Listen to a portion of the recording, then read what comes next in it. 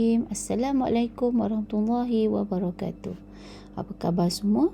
Hari ini kita nak sambung pembelajaran kita di bawah buku catatan pertama. Okey, kita akan lihat jurnal am. Okey, buku catatan pertama, jurnal am. Okey, objektif pembelajaran kita akan belajar untuk mengenal pasti sekurang-kurangnya 2 daripada 3 dokumen yang direkod ke jurnal am dengan betul dan tepat. Kemudian kita akan merekod sekurang-kurangnya 2 dokumen ke jurnal am dengan betul dan tepat. Manakala kriteria kejayaan, saya akan dapat mengenal pasti urus niaga direkod ke jurnal am berdasarkan dokumen yang diberikan oleh guru dengan betul. Yang kedua, kita dapat merekod urus niaga dokumen ke jurnal am dengan betul dengan menggunakan format jurnal am dan konsep catatan bergu yang betul. Okey, cikgu nak tunjukkan dahulu format jurnal am. Jurnal am ada 5 lajur. Pertama tarikh, putih, folio. Dan lajur keempat, debit, dan lajur kelima adalah kredit. Panduan merekod ke jurnal am, kita hendaklah rekod di bahagian debit terlebih dahulu. Butir dan angka. Manakala untuk kredit, kita catat butirnya ke dalam sedikit dan di ruangan kredit. Jurnal am perlukan keterangan kerana fungsi jurnal am adalah untuk merekod semua urus niaga yang tidak dapat direkod di jurnal khas yang lain seperti jurnal belian, jurnal jualan, pulangan belian, pulangan jualan, buku tunai runcit. So, jika semua urus niaga itu tidak dapat direkod di jurnal khas yang lain, maka kita akan rekod di jurnal am. Sebab itu dia perlukan keterangan. Cikgu perkenalkan dahulu prinsip merekod jurnal am. Okey, dia berkait rapat dengan kategori akaun. Akaun aset dan akaun belanja, jika berlaku pertambahan, kita akan rekodkan di sebelah debit. Jika berkurangan, akaun tersebut kita akan kreditkan. Manakala akaun liability, akaun ekuiti pemilik dan akaun hasil berlaku pertambahan, kita akan kredit. Jika berlaku pengurangan, kita akan debitkan akaun berkenaan. Itu adalah prinsip merekod ke jurnal am. Okey, kita akan tengok beberapa urus niaga yang akan direkodkan dalam jurnal am. Antaranya, catatan pembukaan. 2. Belian aset bukan semasa secara kredit. Ketiga, jualan aset bukan semasa secara kredit. Keempat, ambilan barang niaga kegunaan sendiri. Dan kelima, ambilan barang niaga untuk kegunaan perniagaan seperti iklan, promosi dan derma. Kita akan tengok satu persatu. Okey, adakah semua bersedia? Okey, kita tengok catatan pembukaan.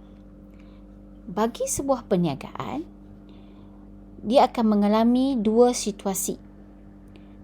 Kalau tahun pertama pembukaan perniagaan tersebut, itu adalah situasi baru berniaga. Manakala apabila sudah masuk tempoh kedua, itu adalah meneruskan perniagaan. So, untuk merekod catatan pembukaan, ada kelainan bagi kedua-dua situasi ini. Kita lihat dahulu situasi baru mula berniaga. Okey, contoh di sini adalah kedai bunga Mastura. Baru memulakan perniagaan kedai bunga. Maksudnya urus niaganya berkaitan dengan bunga-bunga. Dengan bermodalkan tunai di tangan sebanyak RM5,000 dan tunai di bank sebanyak RM25,000. Di sini kita dapat lihat dia ada modal. Modal adalah di bawah kategori ekuiti pemilik. Manakala, apakah modal yang ada? Dia ada tunai dan bank. Duit tunai dan duit di bank. Kedua-dua ini adalah aset. Di sini kita dapat lihat aset dia bertambah, modal pun bertambah. So, bagaimanakah kita nak rekod ke Journal Am? Okey, kita tengok aktiviti kita yang pertama. Kalau boleh anak-anak murid cikgu boleh buat. Okey, equity pemilik bertambah iaitu modal perlu direkodkan di mana? Tunai dan bank bertambah, aset bertambah perlu direkod di mana? Okey, cikgu bagi masa seminit.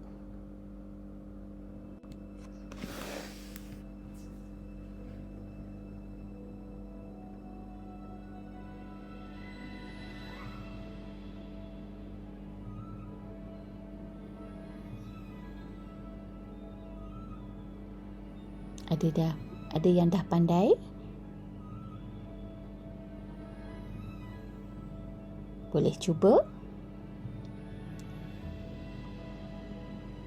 Cikgu tahu anak-anak murid cikgu semuanya pandai-pandai belaka. Okey. Okey, tarikh kita masukkan tarikh dia Mac 1. Okey, tadi kita tahu aset dia bertambah. Apakah aset yang ada tadi? Tunai dan bank. So, kita masukkan tunai 5,000, bank 25,000.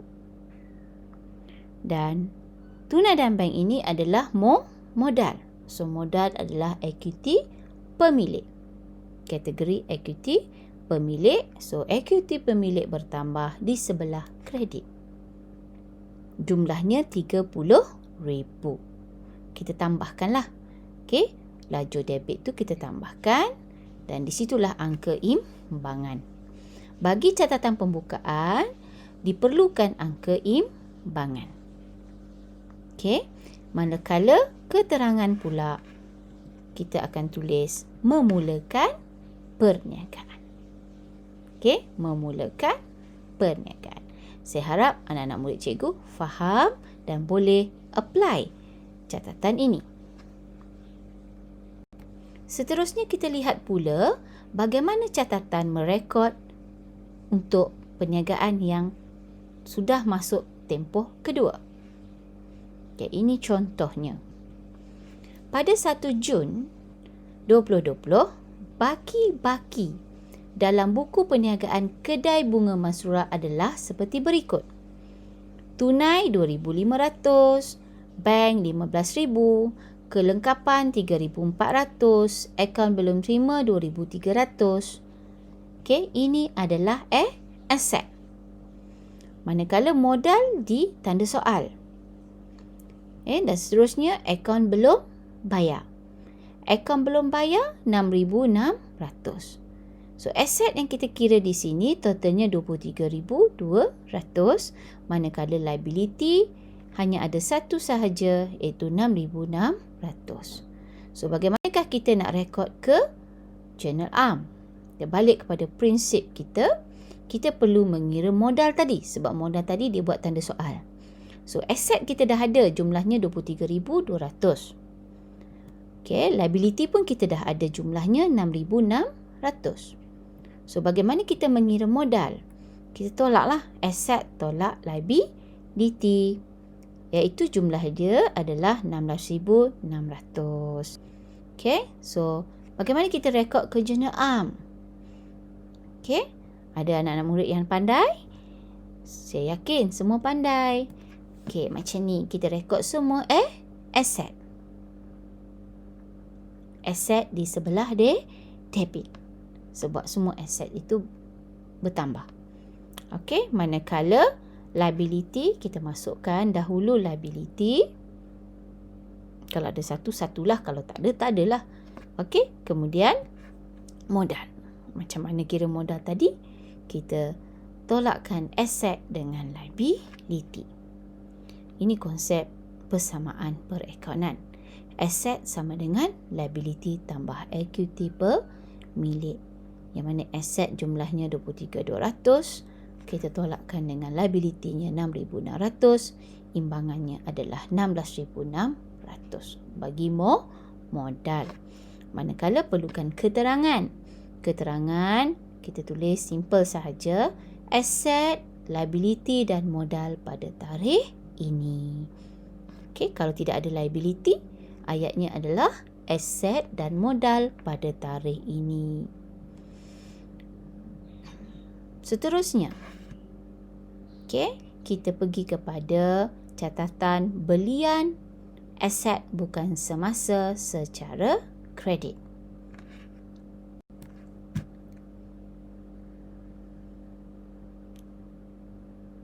Okey, kita tengok contoh. Dokumen A dan dokumen B. Kedua-duanya adalah invoice. Okey, sila perhatikan. Dokumen manakah yang kita akan rekodkan ke jurnal am? Cuba lihat kedua-dua dokumen ini. Apakah perbezaan? Okay. Cuba lihat dokumen B. Dokumen B butirnya adalah barang niaga, bunga. Okey? Dan kita dah belajar sebelum ni, jika butir itu barang niaga, di manakah tempat kita merekod invoice ini? Okey, kita tengok dokumen A. Dokumen A adalah apa? Butirnya adalah berkaitan dengan apa? Perabot. Okey, perabot. Kita beli perabot. Maka kita dapat lihat di sini, dokumen B tidak boleh direkod ke jurnal am. Di mana tempat direkod? Kalau siapa yang ingat. Okey, cikgu dah terangkan sebelum ini. Ini kita rekod ke jurnal belian. Tidak boleh di jurnal am. Manakala dokumen A adalah kita rekod di jurnal am.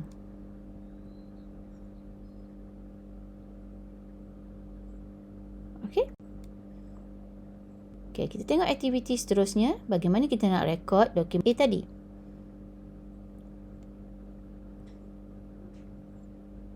Perabot, kita beli perabot. Perabot bertambah. Dan perabot adalah kategori aset. Okey. Debit lah. Manakala kreditnya macam mana? Okey, kita beli perabot ini daripada siapa? Perniagaan perabot putra perabot. Perabot putra, maaf. Perniagaan perabot putra. Syasyul. Perniagaan perabot putra. Okey, siapa perabot putra ni? Akaun belum bayar. Dan akaun belum bayar adalah kategori liability. Kita hutang. Beli secara kredit. Masih berhutang. So, liability bertambah di sebelah kredit. Okey, catatan. Debit perabot. Kredit perniagaan perabot putra. Keterangan membeli perabot secara kredit. Simple. Okey. Seterusnya kita pergi urus niaga yang seterusnya, iaitu jualan aset bukan semasa secara kredit. Cikgu bagi contoh dalam bentuk keterangan urus niaga sahaja. Okey. Ayatnya adalah jualan perabot. Perabot ni aset kita. Kita jual. Apa berlaku kepada aset? Aset berkurang. Dan kita jual kepada asing. Siapa asing? Asing adalah akaun belum terima. Dan akaun belum terima hutang. Aset ini bertambah. Dan bagaimana kita rekod ke jurnal am? Asing tadi adalah akaun belum terima, kategori aset bertambah. So, debit.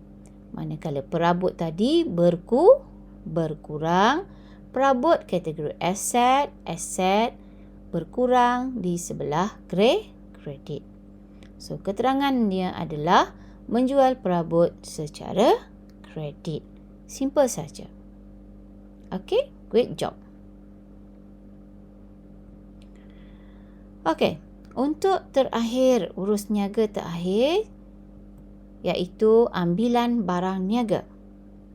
Okay, untuk ambilan barang niaga. Saya harap semua anak-anak murid cikgu masih bersama cikgu dalam aktiviti ketiga. Okey, ini adalah memo. Ada 2 memo, 2 hari bulan April dan 3 hari bulan April. Kita lihat memo ini dikeluarkan oleh kedai buku Wajah. Sudah tentu barang niaganya adalah buku-buku. Okey, cuba kita lihat 2 April. Pemilik mengambil buku rujukan. Sama 3 April. Pemilik mengambil buku rujukan. Buku rujukan itu adalah barang niaga. Barang niaga ini kita beli. Okey, sebelum ni kita beli. So, belian kita bertambah. Belian adalah kategori kategori belanja. Belian adalah kategori belanja. Belanja duduk di sebelah debit. Isu di sini, barang niaga tadi dikeluarkan. Apa berlaku pada belian kita tadi? Belian kita berkurang, maka kita kreditkan akaun belian. Jelas? Okey. Tetapi memo ini dia ada tujuan. Ini yang kita kena bezakan. Untuk memo pertama, tujuan dia ambil barang niaga itu adalah untuk anaknya. Okey, ini adalah urusan peribadi, entiti berasingan. Okey, urusan peribadi, entiti berasingan perlu direkod dan kita isytiharkan dia sebagai ambilan. Maka ambilan adalah akaun kontra bagi ekuiti pemilik. Maka ekuiti pemilik di sebelah kredit berlaku pengurangan disebabkan ambilan, maka akaun ambilan kita akan rekodkan di sebelah debit. Bagi dokumen kedua, memo 3 April, tujuannya promosi. Promosi adalah belanja. Belanja kedudukannya debit. Okey? Okey, kita tengok di sini. Ambilan dia adalah akaun kontra bagi akaun modal. So dia mesti didebitkan. Alright, kita tengok bagaimana kita nak catatkan ke jurnal am. Okey. Seperti yang dimaklumkan tadi, barang niaga dikeluarkan maka jumlah belian telah berkurang. So kita kredit belian. Dan untuk kegunaan anak. So anak adalah urusan peribadi. So urusan peribadi, kita kontrakan akaun ekuiti pemilik dari kredit, kita pergi debit. So, akaun ambilan mesti debit. Kita catat di sebelah debit dahulu, barulah kredit iaitu belian. Keterangan. Simple saja. Ambilan barang niaga. Boleh? Okey, seterusnya kita tengok dokumen yang kedua tadi. Keluarkan barang niaga untuk promosi. Prosesnya sama. Cuma tujuannya promosi. Bagaimana kita rekod? Promosi itu debit sebab belanja. Kemudian kita rekod di ruangan debit 105. Manakala belian kita harus kreditkan sebab belian kita berkurang 105. Dan keterangan ambilan barang niaga untuk promosi. Okay. Nah, ini adalah keseluruhan catatan dalam jurnal am kita tadi. Okay. Itu saja untuk contoh-contoh bagi urus niaga yang perlu direkod ke jurnal am. Akhir sekali, cikgu minta anak-anak murid cikgu buka buku teks muka surat 137, latihan gerak kerja. Sila rekod semua urus niaga yang ada di dalam soalan tersebut. Dokumen-dokumen tersebut lihat secara halus yang manakah perlu direkodkan ke jurnal am. Okey, jawapan macam biasa boleh screenshot dan berikan kepada cikgu. Okey, terima kasih kerana menonton. Assalamualaikum warahmatullahi wabarakatuh.